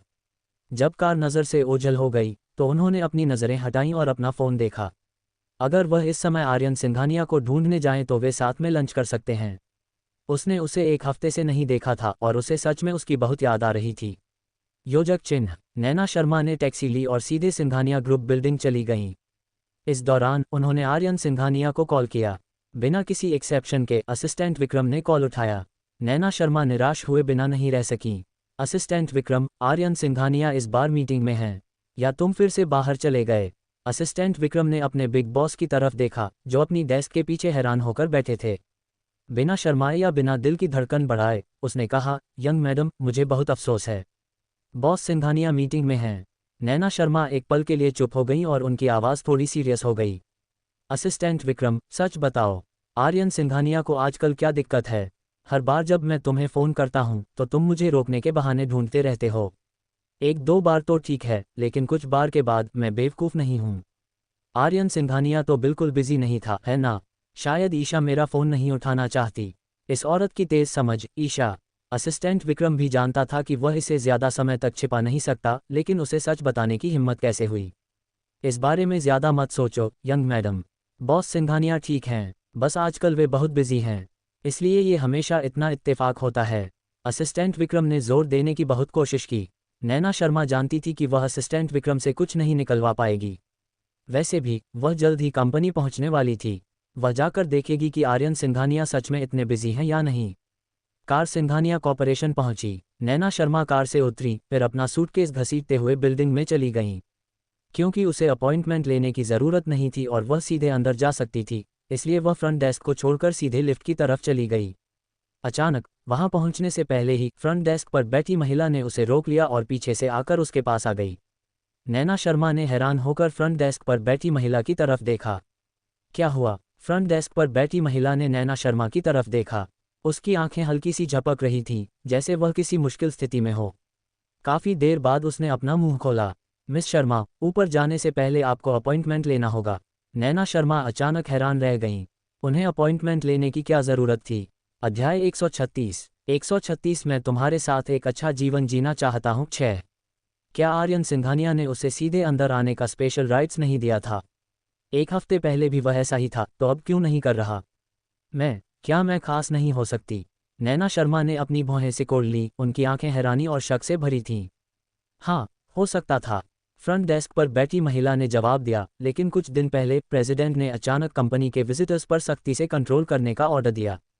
उन्हें कंपनी में अंदर आने से पहले नॉर्मल प्रोसीजर के हिसाब से अपॉइंटमेंट लेना होगा, चाहे नैना कोई भी हो। दूसरे शब्दों में, उनका स्पेशल स्टेटस कैंसिल कर दिया गया। कुछ दिन पहले नैना शर्मा की खूबसूरत भौहें और भी सिकुड़ गईं। अपनी बिजनेस ट्रिप के इस हफ्ते में उसे साफ महसूस हुआ कि आर्यन सिंघानिया के साथ कुछ गड़बड़ है। उसने फिर भी खुद को दिलासा दिया, लेकिन अब शालू के दिल में सच में बिल्कुल भी भरोसा नहीं था। क्योंकि उसे नहीं पता था कि यह मामला सिर्फ कंपनी के लिए है या उसके लिए। हालांकि वह और आर्यन सिंघानिया साफ तौर पर ठीक थे। वे अचानक ऐसे क्यों हो गए? उसे आर्यन सिंघानिया को ढूंढना पड़ा और उससे पूछना पड़ा कि क्या हो रहा है। लेकिन उसे रोक दिया गया और वह जबरदस्ती अंदर नहीं जा सकी। वह फ्रंट डेस्क पर बैठी लेडी से बस इतना ही कह सकी, क्योंकि ऐसा है तो मैं अपॉइंटमेंट ले लूंगी। क्या आप अभी आर्यन सिंघानिया को मेरी तरफ से फ़ोन करके पूछ सकते हैं कि क्या उनके पास मुझसे मिलने का टाइम है? ज़रूर, थोड़ा इंतज़ार करें, मैं अभी आपके लिए कॉल करता हूँ। योजक चिन्ह। सेक्रेटरी के ऑफिस में फ़ोन बजा। असिस्टेंट विक्रम ने फ़ोन उठाया। दूसरी तरफ से जो कहा गया उसे सुनकर उसे तुरंत बहुत बुरा लगा। उसने एक सेकंड पहले ही यंग मैडम शालू से फ़ोन पर बात की थी, तो वह अगले ही सेकंड ऑफिस में क्यों थी? अगर उसे फ्रंट डेस्क पर रोका जाता तो क्या उसका झूठ सामने नहीं आ जाता? असिस्टेंट विक्रम का चेहरा उतर गया। अब एक अच्छा इंसान बनना वाकई मुश्किल था, लेकिन अगर यंग मैडम कंपनी में आ गईं, तो शायद बिग बॉस उनसे मिलने को तैयार हो जाएंगे। शायद यंग मैडम के धीरे धीरे मनाने के बाद उन दोनों के बीच कुछ नहीं होगा। ये सोचकर असिस्टेंट विक्रम का हौसला फिर से बढ़ गया और उसने फ़ोन पर कहा, मैं अभी जाकर पूछती हूँ। असिस्टेंट विक्रम ने फ़ोन रख दिया, दूसरा फ़ोन उठाया और इंटरनल लाइन दबा दी। फ़ोन 2 बार बजा और दूसरी तरफ से आर्यन सिंघानिया की हमेशा की तरह धीमी और ठंडी आवाज़ आई। क्या बात है? असिस्टेंट विक्रम ने हल्के से खांसते हुए कहा, बॉस सिंघानिया, वो जवान मैडम नैना यहाँ हैं। वो अभी कंपनी में नीचे हैं। नैना को देखिए, वह चला गया है। ये 2 शब्द कहने के बाद कॉल काट दी गई। असिस्टेंट विक्रम कुछ सेकंड के लिए हैरान रह गया, फिर उसने कुछ कहा। वह भरने से खुद को रोक नहीं पाए। परी, उसने सच में अपनी पूरी कोशिश की थी। योजक चिन्ह। जब वह इंतजार कर रही थी, तो दरवाजे पर लगा ऑटोमेटिक घूमने वाला दरवाज़ा थोड़ा घूम गया। कोई हाई हील्स पहनकर धीरे धीरे अंदर आया और हील्स की आवाज़ चिकने मार्बल के फर्श पर पड़ी, जिससे एक तेज़ आवाज़ आई। नैना शर्मा ने अनजाने में देखा और उसकी आंखें सिकुड़ गईं। ये कियारा खुराना, वह फिर से यहाँ क्यों थी? आर्यन सिंघानिया ने पिछली बार उसे थप्पड़ मारा था और वह भागी नहीं थी। नैना शर्मा फ्रंट डेस्क पर बैठी महिला से धीमी आवाज़ में पूछ बैठी, क्या कियारा खुराना अक्सर कंपनी में आती हैं? फ्रंट डेस्क पर बैठी महिला का हाथ एक पल के लिए रुक गया और उसने धीमी आवाज़ में जवाब दिया, हाँ, लगभग हर दिन। क्या आप यहाँ हर दिन आते हैं? नैना शर्मा ने कियारा खुराना की तरफ देखा और उसकी आंखें चमक उठीं। ऐसा लगा कि उसने कियारा खुराना को कम आंका था। आर्यन सिंघानिया ने सबके सामने उसके साथ ऐसा बर्ताव किया, लेकिन वह फिर भी डटी रही और आर्यन सिंघानिया को ढूंढने आ गई। क्यों? क्या वह 3 साल पहले की हरकतें दोहराना चाहती थी? आर्यन सिंघानिया को तब तक परेशान करती रही जब तक वह आखिरकार उसे पकड़ नहीं लिया। अध्याय 137। 137 मैं तुम्हारे साथ अच्छे से रहना चाहता हूँ 7। नैना शर्मा अभी भी इस बारे में सोच ही रही थी कि तभी कियारा खुराना उनके पास आईं। जब उन्होंने उन्हें फ्रंट डेस्क पर खड़ा देखा तो उन्हें यकीन नहीं हुआ। उन्होंने अपनी आंखें नीचे कर लीं और उनका सनग्लास थोड़ा नीचे गिर गया। वह कुछ सेकंड के लिए नैना शर्मा को देखती रहीं और उनके होठों के कोने धीरे धीरे ऊपर उठ गए। ये कौन है? क्या ये हमारी सबसे बड़ी मिस शर्मा नहीं है?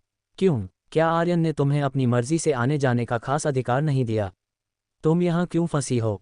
नैना शर्मा जानती थी कि कियारा खुराना से मिलकर कुछ अच्छा नहीं होने वाला। अगर कोई और समय होता तो उसे छेड़ने में कोई दिक्कत नहीं होती, लेकिन आज वह आर्यन सिंघानिया के मामले से परेशान थी। उसका मूड कैसे हो सकता था कि वह उससे पंगा ले? नैना शर्मा ने अपनी नज़रें हटा लीं और रिसेप्शनिस्ट की तरफ देखा, जैसे उन्होंने उसे देखा ही न हो और सुना भी न हो। कियारा खुराना को नैना शर्मा ने इग्नोर किया और वह नैना शर्मा से नाराज़ हो गई। उसे सबसे ज़्यादा नफरत नैना शर्मा के घमंड से थी। वह दौड़कर उसे सबक सिखाना चाहती थी, लेकिन जब उसे कुछ दिन पहले पड़ा थप्पड़ याद आया तो उसने अपना गुस्सा दबा लिया। अब वह सच में नैना शर्मा को यूं ही भड़काने की हिम्मत नहीं कर सकती थी। कियारा खुराना ने एक गहरी सांस ली, लेकिन वह फिर भी इस सांस को रोक नहीं पाए। उसकी काली आंखें घूम गईं और ऐसा लगा जैसे उसने कुछ सोचा हो। अचानक वह फिर से हंस पड़ी। वह कुछ कदम आगे बढ़ी और जानबूझकर नैना शर्मा के कान में झुक गई। पिछली बार आर्यन ने तुम्हें बहुत बचाया था। मुझे लगा था कि तुम्हारा पति पत्नी का रिश्ता बहुत अच्छा है।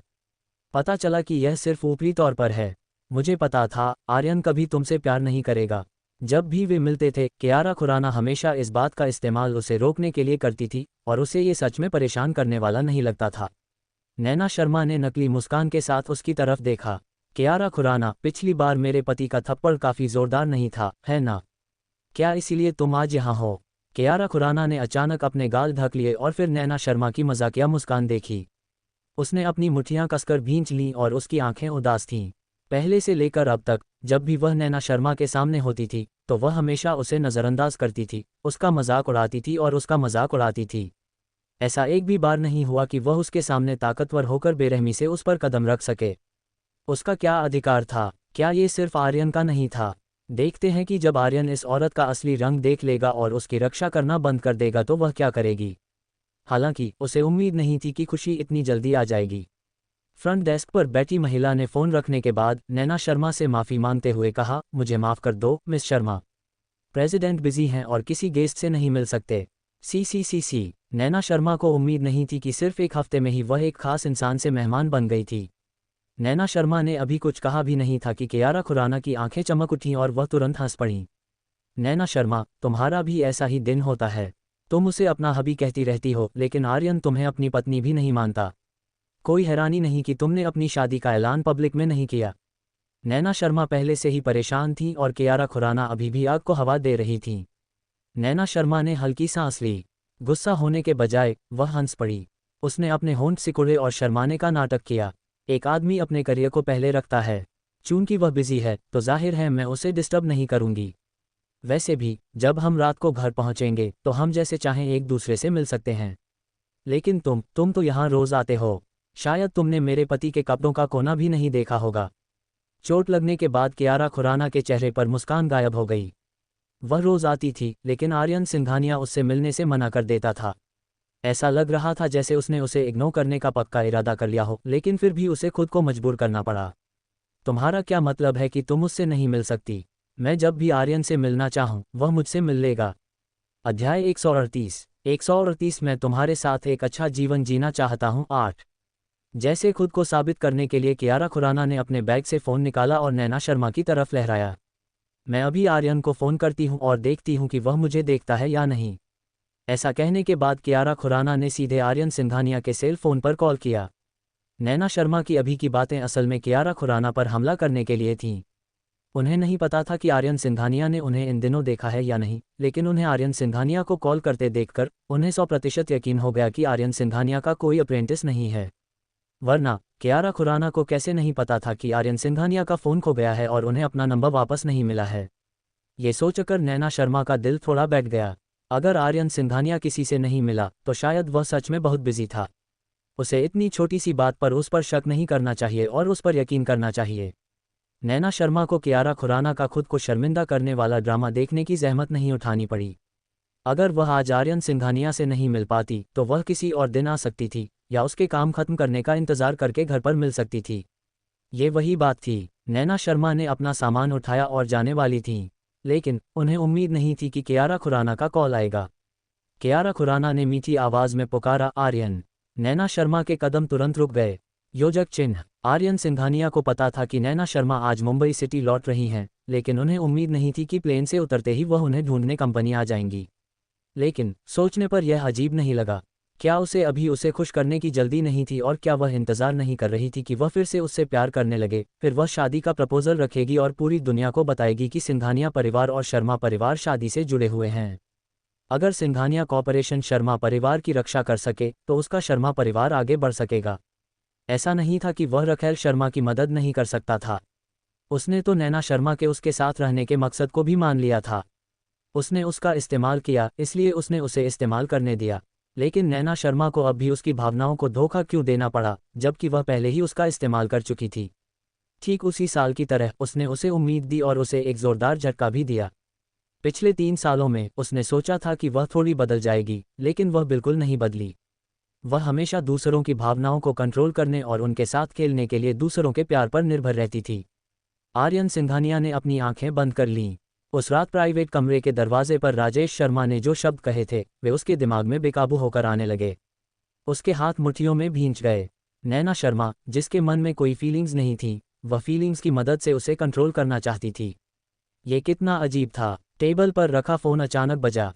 आर्यन सिंघानिया ने आंखें खोलीं और स्क्रीन पर नज़र डाली। स्क्रीन पर वेदिका नाम दिखा। उसकी आंखों में बेसब्री की एक झलक दिखी। उसने फ़ोन पकड़ा और कॉल रिजेक्ट करने ही वाला था, लेकिन उसकी उंगलियां कांपने लगीं और उसने कॉल रिसीव कर ली। फ़ोन से तुरंत कियारा खुराना की धीमी आवाज़ आई, आर्यन।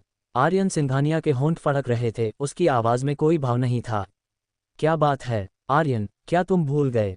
मैंने तुम्हें आज डिनर पर चलने के लिए कहा है। खाओ। आर्यन सिंघानिया ने इस बारे में सोचा और महसूस किया कि ऐसा कुछ था। कुछ दिन पहले जब वह पुराने घर लौटा तो उसकी मां को किसी तरह पता चल गया कि कियारा खुराना के साथ उसका रिश्ता हाल ही में तनावपूर्ण था। वह शांति बनाने वाली बन गई और कियारा खुराना की तरफ से उसे खाने पर बुलाया। लेकिन अब उसके पास उसे एंटरटेन करने का सब्र नहीं था। जैसे ही वह उसे रिजेक्ट करने वाला था, कियारा खुराना ने जल्दी से कहा, आर्यन, मैं पहले से ही तुम्हारी कंपनी में नीचे हूँ। अध्याय 139। मैं तुम्हारे साथ एक अच्छा जीवन जीना चाहता हूँ। 9। कंपनी के नीचे। आर्यन सिंघानिया की काली आंखें सिकुड़ गईं और उसकी उंगलियां अनजाने में कुर्सी के आर्मरेस्ट पर टैप करने लगीं। उसने कुछ देर सोचा और पूछा, क्या नैना शर्मा अभी भी वहीं है? नैना शर्मा का नाम सुनते ही कियारा खुराना दुखी हो गईं। उन्होंने गाल फुला लिए, लेकिन गुस्सा होने की हिम्मत नहीं हुई। वह सिर्फ सच सच जवाब दे सकी, वह यहाँ हैं। आर्यन सिंघानिया कुछ सेकंड के लिए रुके और फिर बोले, तो आप ऊपर आ सकते हैं। कियारा खुराना एक पल के लिए हैरान रह गईं। उन्हें लगा कि उन्होंने गलत सुना है। उन्होंने अपनी बड़ी बड़ी आंखें झपकाईं और उनकी आवाज़ कांपने लगी। आर्यन, तुम चाहते हो कि मैं ऊपर जाऊं? क्या हुआ? क्या तुम्हें खाने की ज़रूरत नहीं है? हाँ, हमें खाना तो चाहिए ही। कियारा खुराना ने सिर हिलाया और मुस्कुराए। मैं अब ऊपर जाती हूँ, मेरा इंतज़ार करो। आर्यन सिंघानिया के फ़ोन रखने के बाद उसने उसे वापस टेबल पर फेंक दिया। वह कुछ सेकंड तक फ़ोन को देखती रही और अचानक उसे लगा कि वह मज़ा क्या है। जब भी उसे नैना शर्मा से दुख होता था तो वह अपने दिल को छिपाने के लिए इस तरह के बचकाने तरीकों का ही इस्तेमाल करता था। इस तरह वह नैना शर्मा के सामने हार नहीं पाता था। योजक चिन्ह। कियारा खुराना ने अपना फ़ोन रख दिया और ऊपर देखा। उसने नैना शर्मा को देखा, जो वहीं हैरान थी। उसने अपनी ठुड्डी उठाई और जीत की भावना से कहा, कैसा है? मैंने तुम्हें पहले ही बताया था कि आर्यन मुझसे तब तक मिलेगा जब तक मैं उससे मिलना चाहूँगी। वह मुझे अभी ऊपर जाने के लिए कह रहा है क्योंकि हम बाद में साथ में डिनर करने वाले हैं। नैना शर्मा को सच में उम्मीद नहीं थी कि आर्यन सिंघानिया उनसे मिलना नहीं चाहता था, लेकिन उसने कियारा को इंटर्न करने का वादा किया। इससे भी ज़्यादा ज़रूरी बात यह है कि कियारा खुराना ने सीधे उसके मोबाइल फ़ोन पर कॉल किया। क्या वह इतना बिजी नहीं था कि उसके पास नया कार्ड बनाने का टाइम नहीं था? वह फिर भी फ़ोन क्यों कर सकता था जब तक आर्यन सिंघानिया ने नया नंबर न खरीद लिया हो? लेकिन उस नंबर से उसे ईशा के बारे में पता नहीं चला। पहले वह अभी भी आशावादी थी और सोचती थी कि आर्यन सिंघानिया बहुत बिजी है और उसके कॉल का जवाब नहीं देता या उससे मिलता नहीं है। हालांकि इस समय वह जानती थी कि सब कुछ सिर्फ एक बहाना था। हालांकि उसे समझ नहीं आया कि आर्यन सिंघानिया अचानक उसके प्रति इतना ठंडा क्यों हो गया। नैना शर्मा चुप थी और उनका चेहरा थोड़ा पीला पड़ गया था। कियारा खुराना बहुत कंफर्टेबल लग रही थीं। आखिरकार वह नैना शर्मा के सामने अपना सिर ऊंचा रख सकीं। वह और भी गर्व से हंसी। नैना शर्मा, जो तुमने उस दिन मुझसे कहा था, मैं अब तुम्हें वही लौटाऊंगी। आर्यन को बेशर्मी से परेशान मत करो। तुम्हारी घटिया हरकतों की वजह से ही वह तुमसे शादी करने के लिए मजबूर हुआ है। यह मत सोचो कि वह तुम्हें सच में पसंद करता है। बेहतर होगा कि तुम जानबूझकर उससे दूर रहो। कियारा खुराना ने बोलते हुए बिना किसी दिखावे के नैना शर्मा को धक्का दिया। फिर वह अपनी हाई हील्स पहनकर सिर ऊंचा करके चली गईं। कियारा खुराना के धक्का देने के बाद नैना शर्मा लड़खड़ाकर एक तरफ गिर गईं। उनकी पीठ का निचला हिस्सा काउंटर से थोड़ा टकराया और हल्का दर्द हुआ। नैना शर्मा की खूबसूरत भौहें बुरी तरह से कुड़ गईं, लेकिन उनके शरीर को नहीं, बल्कि उनके दिल को चोट लगी थी। आर्यन सिंघानिया के अचानक बदलाव ने उसे सच में कंफ्यूज कर दिया। वह समझ नहीं पा रही थी कि नैना के साथ क्या गलत हुआ। ईशा, आखिरी फ़ोन कॉल पर भी वे बहुत प्यारे थे। नैना शर्मा ने देखा कि कियारा खुराना खुशी खुशी लिफ्ट में चली गईं। उनके शरीर के दोनों तरफ लटके हाथ कसकर भींचे हुए थे। चाहे कुछ भी हो, उसे यह जानना ही था कि ऐसा क्यों हुआ। क्योंकि आर्यन सिंघानिया उसे ऊपर नहीं जाने देता था, इसलिए वह नीचे ही इंतजार करती थी जब तक वह नीचे नहीं आ जाता। नैना शर्मा ने होंठ सिकोड़े, अपना सामान खींचा और कंपनी की लॉबी में सोफे पर बैठ गईं। लिफ्ट सीधे सबसे ऊपरी मंजिल पर गई। लिफ्ट का दरवाज़ा खुला और कियारा खुराना बाहर निकलीं। वह सीधे ऑफिस नहीं गईं। इसके बजाय वह वहीं खड़ी रहीं और अपना मेकअप ठीक करने के लिए पाउडर का डिब्बा निकाला। अध्याय 140 मैं तुम्हारे साथ अच्छे से रहना चाहता हूँ 10। ऐसा बहुत कम होता था कि आर्यन सिंघानिया उससे मिलने को तैयार हो, इसलिए उसे उससे मिलने के लिए अपना सबसे खूबसूरत रूप दिखाना पड़ता था। अगर आर्यन सिंघानिया का दिल उससे भर जाए तो और भी अच्छा होगा। कियारा खुराना ने पाउडर लगाने के बाद लिप ग्लॉस निकाला और उसकी एक पतली लेयर लगाई। ये वह नई लिपस्टिक थी जिसे उन्होंने एंडोर्स किया था। इसे लगाने के बाद ये चमकने लगी और कहा जाता था कि इसमें ऐसा जादू है कि मर्द इसे किस करना चाहेंगे। जैसे ही कियारा खुराना ने मरहम लगाया, उसके मन में आर्यन के उसे किस करने की तस्वीरें आने लगीं। उसका दिल कांपने लगा और उसका शरीर गर्म हो गया। कुछ तैयारी होने के बाद कियारा खुराना ने खुद को शीशे में देखा। वह एकदम परफेक्ट थी। उसने पाउडर का डिब्बा बंद किया, पैर उठाए और ऑफिस की तरफ चल पड़ी। किसे पता था कि जैसे ही वह दरवाजे पर पहुंची, असिस्टेंट विक्रम ने उसे रोक लिया। हर बार जब वह आती थी, असिस्टेंट विक्रम उसे हर तरह से रोकता था। वह उससे बहुत समय से नाराज थी, लेकिन वह अपना गुस्सा सिर्फ इसलिए दबा पाती थी क्योंकि वह आर्यन सिंघानिया का पर्सनल असिस्टेंट था। लेकिन आर्यन ने उसे आज खुद आने के लिए कहा था और फिर भी उसने उसे रोकने की हिम्मत की। सारे पुराने और नए गिले शिकवे एक साथ आने पर कियारा खुराना का लहजा बिल्कुल भी अच्छा नहीं था। रास्ते से हट जाओ, मैंने आर्यन से पहले ही अपॉइंटमेंट ले लिया है। उसने मुझे ऊपर आकर मिलने के लिए कहा है। असिस्टेंट विक्रम को कियारा खुराना भी पसंद नहीं थी। वह असल में उसके जैसी ही थी। वे दोनों सिंघानिया परिवार के नौकरों के बच्चे थे। हालांकि वह खुद को एक अमीर लड़की समझने के लिए सिंघानिया परिवार और आर्यन सिंघानिया के प्रति अपने भाई की मेहरबानी पर निर्भर थी। लेकिन असिस्टेंट विक्रम एक मिलनसार इंसान था। वह कितना भी दुखी क्यों न हो, वह उसे सामने से नाराज नहीं करता था। वह मुस्कुराया और प्यार से कहा, मुझे पता है कि बॉस सिंघानिया ने तुम्हें ऊपर आने के लिए कहा था, लेकिन बॉस सिंघानिया अभी भी बिजी हैं और फिलहाल तुमसे मिल नहीं सकते। उन्होंने तुम्हें थोड़ी देर रेस्ट रूम में इंतजार करने के लिए कहा है। अभी भी बिजी हो? अभी तो टाइम ही क्या हुआ है। कियारा खुराना ने नाराजगी से अपना फ़ोन निकाला और टाइम देखा। लगभग 2 बज रहे हैं। अगर हम अभी खाना खाने नहीं गए तो रेस्टोरेंट बंद हो जाएगा। मुझे अंदर आने दो, मैं आर्यन से बात करूंगा। असिस्टेंट विक्रम को पता था कि वह ऐसा कहेगी। उसके चेहरे पर कोई बदलाव नहीं आया। वह अभी भी मुस्कुरा रही थी और उसने बिना किसी हड़बड़ी के जवाब दिया, बॉस सिंघानिया ने कहा है कि अगर आप इंतज़ार नहीं कर सकती तो मैं आपके लिए खाना ऑर्डर कर सकता हूँ। आप जिस भी रेस्टोरेंट में खाना चाहें, मैं वहाँ से खाना ऑर्डर कर दूंगा। उद्धरण चिन्ह अल्पविराम प्रश्नवाचक चिन्ह उद्धरण चिन्ह। क्या बकवास है। वह उसके साथ खाना खाने आई थी, टेक अवे खाने नहीं। मुझे भूख नहीं है। आर्यन ने मेरे साथ खाने का वादा किया है। कियारा खुराना ने दांत पीस लिए। असिस्टेंट विक्रम ने सिर हिलाया। नहीं नहीं नहीं मिस खुराना, मुझे लगता है कि आपने बॉस सिंघानिया के इरादे गलत समझ लिए हैं। वह आपके साथ खाना खाने के लिए मान गए थे, लेकिन उन्होंने ऐसा नहीं किया। अगर आपको भूख नहीं है तो प्लीज़ आगे बढ़ें। ऐसा कहने के बाद असिस्टेंट विक्रम ने इनविटेशन का इशारा किया।